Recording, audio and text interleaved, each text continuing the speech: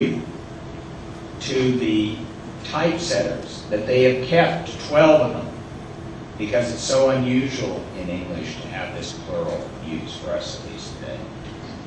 And finally, into one's hands, never unto one's hands. The original text was 56-0. The current one is 55-1.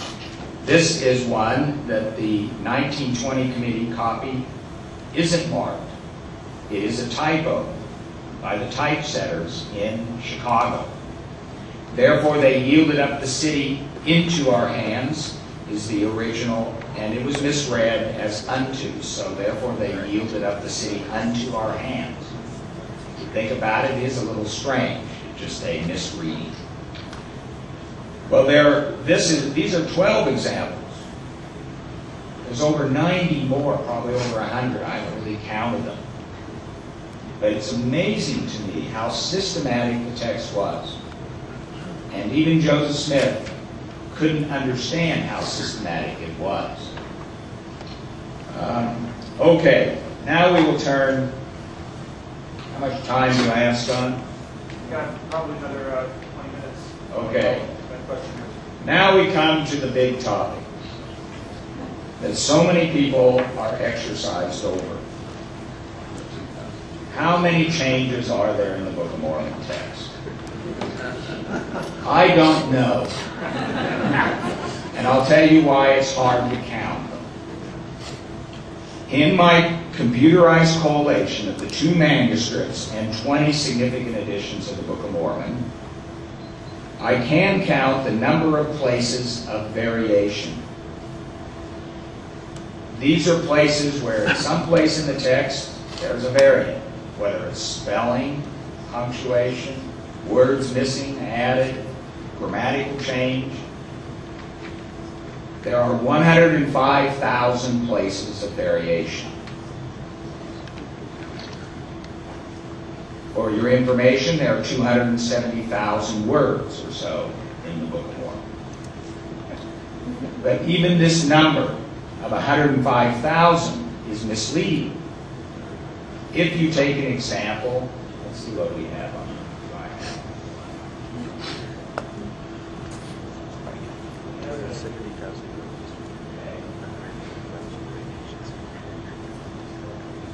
Okay, suppose you have an example where the manuscripts have no punctuation and the 1830 put in a semicolon and a later edition made it a colon and then it's been made a period, but later it's changed back to a semicolon.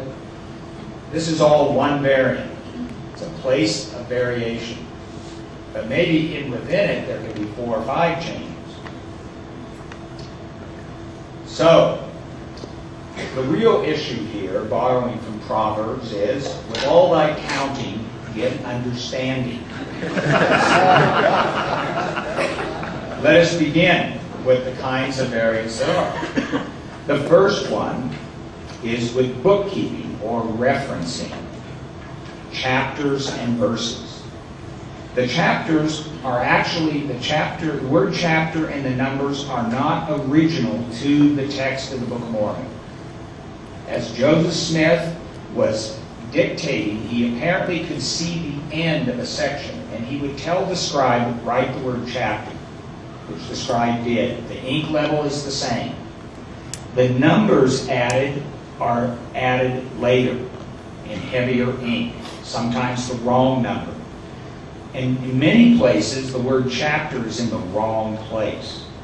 It belongs where something ended, but it may be the beginning of a new book. And yet the word chapter is written at the beginning of a new book, right before the name of the book. And these had to be corrected. So there are variations, of course, in chapters, the numbers assigned to them. And there are 5 versification chapter systems in the text. The RLDS have 3 of them in their first, second, and third editions. They had long ones, and they broke up their verses more and broke them up even more. In 1852, Franklin Richards and his brother Samuel numbered the paragraphs. They were long. It's a kind of versification. In 1879, Orson Pratt changed the chapter system and broke up the chapters. They were much longer originally. We have more than twice as many chapters than the original text had. And then he put verse numbers in. All of these are variants. Well, we won't count those. Okay. Then there are accidentals. The term accidental is one that comes from Aristotle. It refers to distinctions which do not change the essence of something. In other words, they change the form, but not the substance. Well, what are some of these? Paragraphing. Paragraphing was added in the 1830 edition. Paragraphs you can think of as being replaced by versification, but even verses are little paragraphs. Every one of them is a little paragraph and breaks up the ability to read the text in a flowing manner. Punctuation. For the most part, punctuation is an accidental. You can basically read the Book of Mormon text without punctuation. In the original manuscript, we only find evidence for a few dashes in the book summaries. Otherwise, there is no punctuation. The original text itself probably had no punctuation at all. Most of it was added by the 1830 printer. It has been changed to, in some places, it was probably wrong. In only a few places is there really any debate over whether the punctuation makes a difference in meaning. Those would not count as accidentals. If the punctuation makes a little difference in meaning, then we put it under a different category. But the vast majority, and I would like to say, those who wish to count punctuation changes as changes need to realize that every punctuation mark is a change, because the original manuscript didn't have any, except for a few dashes, and those have all been changed. So every punctuation mark is a change. We are way beyond 4,000. And yet we haven't got to one of any substance yet. Spelling of common words. We have variant spellings in the editions and the manuscripts. Labor versus labor. The ampersand. You use the ampersand, that's a change. You write it out. Etc. was always written as ampersand S. Misspellings. These are a couple of Olivers. Intrigue and kept.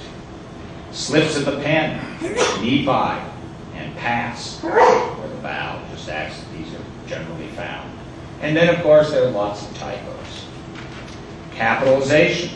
All capital, most capitalization. Many of the names are not even capitalized in the manuscripts, depending on the scribe. So here we have Riverside versus Riverside, and this was in the 1830 edition. Deseret. Editors have debated whether this should be capitalized or not. And I, even I, one scribe just doesn't like capitalizing his I's.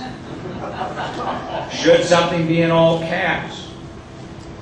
Or in regular capitalization? Jehovah is sometimes put in all capitalization in some editions. These all clearly show that the transmission of the text is occurring through humans. It has all the signs of human transmission. But the original revelation to Joseph Smith, I would submit, because he could see the spellings, he could produce specific phraseology over and over, suggests that that is indeed what he received. Well, in contrast to accidental changes, we have substantive changes. And here are a few. Changes in the words, forms of the words, phrases, and sentences. Spellings that make a difference in meaning. This includes names. Here are 4 of them that the manuscripts are very clear should be. Gadian with 2 D's. Someone will have to change their talk. Morianton with all O's. Zenith is CH like Enoch. It is not CK.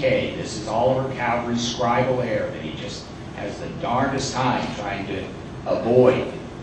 And ultimately, the editions have ended up with CK. However, the list, by the way, at the back has CH.